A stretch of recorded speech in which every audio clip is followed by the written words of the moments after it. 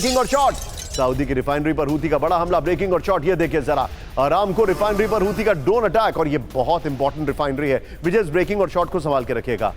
Jazan में Saudi की refinery पर अटैक हुआ। यूएन ने रीजनल वॉर भड़कने की चेतावनी दे दी है। यह चिंताजनक खबर है। फर्स्ट ऑन टीवी9 दिखाइए जरा। विजय इस खबर को संभाल के रखेगा। दागी मिसाइलें, ब्रेकिंग और शॉट। मोचा के नजदीक कमर्शियल शिप पर अटैक, ब्रेकिंग और शॉट। पिछले 24 घंटे में तीसरे शिप पर हमला हुआ। यह बड़ी खबर, ये सिंबॉलिक शॉट्स है, मैं आपको बताना चाहूंगा। These are not the original shots, ये सिंबॉलिक शॉट्स हैं। अलबेदा में हूती पर टारगेटेड ड्रोन स्ट्राइक, ब्रेकिंग और शॉट दिखाइए जरा। हूती लड़ाकों को पीछा कर बनाया निशाना। यह देखिए बड़ी खबर, ये देखिए एक और बड़ी खबर। सदा में हूती के बेस पर बड़ा हमला, ब्रेकिंग और शॉट। ये देखिए जरा,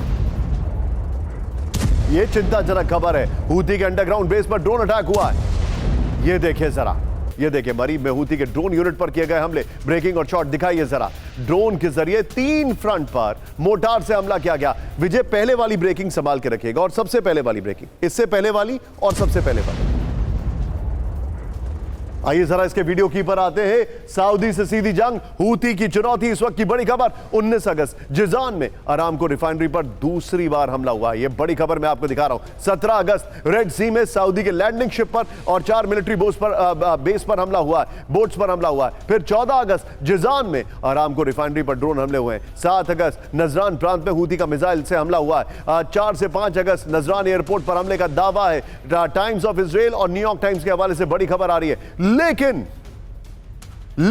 विजय वो अरामको वाली खबर संभाल के रखिएगा आप प्लीज, वो अरामको वाली, अभी नहीं। बड़ी खबर क्या मन पर आई है, यूएई पर बैलिस्टिक मिसाइलों से हड़कंप। ये देखिए जरा, ब्रेकिंग और शॉट। आईआरजीसी ने यूएई पर दागी 2 बैलिस्टिक मिसाइलें। यूएई के अंदर गिरी Shahab 3 ballistic missile. Third air defence परखने के लिए हमला, सेंटकॉम के सूत्रों से बड़ा दावा। एक और बड़ी खबर, आइए जरा ब्रेक करिए। यूएई ने ईरान के साथ रोका व्यापार, ब्रेक करिए। कमर्शियल लेन देन और फाइनेंशियल ट्रांजैक्शन पर तुरंत रोक। ईरान के मिसाइल हमलों से भड़का यूएई। ईरान ने कहा यूएई पर false flag operation. The Hormuz letter का बड़ा दावा। ईरान के विदेश मंत्रालय प्रवक्ता का बड़ा दावा। इजराइल के फॉल्स फ्लैग ऑपरेशन का इतिहास। ईरान पर मिसाइल हमले का आरोप बेबुनियाद। यह कहा ईरान के हमले का कोई सबूत नहीं है। बड़ी खबर।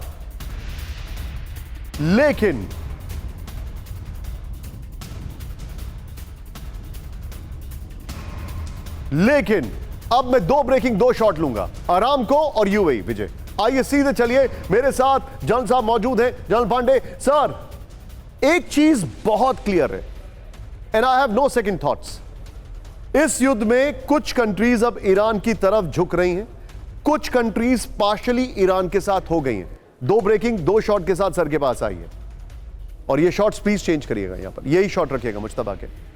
ये देखिए, और वो क्या है, यूएई और सऊदी वो अभी भी ईरान को बहुत टेंटेटिवली जज कर रहे हैं। ओमान और कतर इजराइल ईरान के साथ धीरे धीरे अंडरस्टैंडिंग कर रहे हैं, जिसमें ओमान तो काफी तेजी से आगे बढ़ रहा है। इराक का पाशल उनके साथ है। बहरीन तटस्थ होकर देख रहा है। कुवैत जो है वो हल्का सा टिल्ट कर रहा है। Turkey half tilted towards Iran. सवाल यह है कि यूएई और सऊदी, क्या इनको इस बात का अंदाजा हो चुका है कि अमेरिका लगभग इनको प्रोटेक्ट करने में फेल कर रहा है? नो वंडर वो ट्रीटी की गई सऊदी के साथ, जिसमें पाकिस्तान, टर्की और सऊदी इन्वॉल्व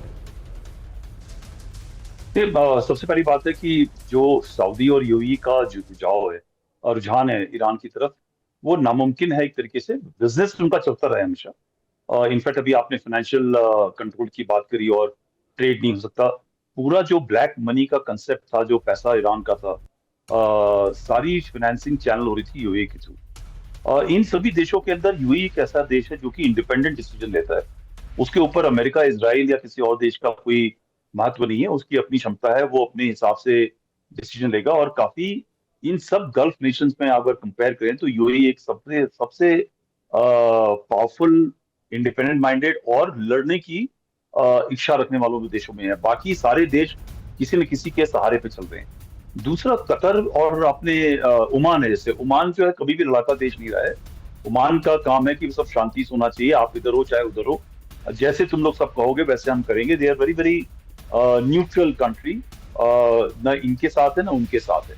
मगर जो बाकी देश हैं, और आपने यमन की बात करी है, यमन के अंदर सबसे बड़ी प्रॉब्लम यह है कि जो पोलराइजेशन है उसके अंदर हूथी यमन की जो खुद की जो मिलिट्री सेना है और जो यूएई के प्रॉक्सीज हैं, तीनों के बीच में आपस का घमासान है। ये कभी रुक नहीं सकता जब तक ये तीनों सऊदी, यूएई और ईरान तो अपने आपस में एडजस्ट कर जाए, बट ये एडजस्टमेंट पॉसिबल नहीं है।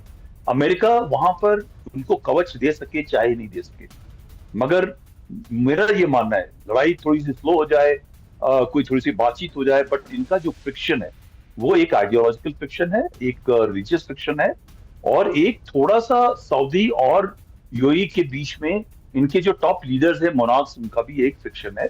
बिकॉज कई उसके पहलू हैं, वो हम कई बाद में बात कर सकते हैं। तो इनकी जो एक बातचीत का मामला वो नहीं हो सकता। Turkey is the most dangerous element in this.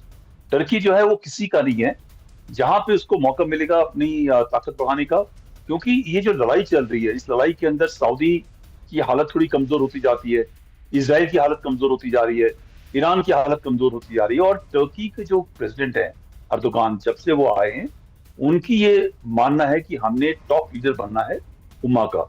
तो बिना लड़ाई किए हुए अगर जो कॉम्पिटिटर नेशंस हैं इस इलाके के अंदर, इनकी पावर कमजोर होती चली है आपस में लड़ते हुए, तो सबसे ज्यादा पलड़ा जो है टर्की का है।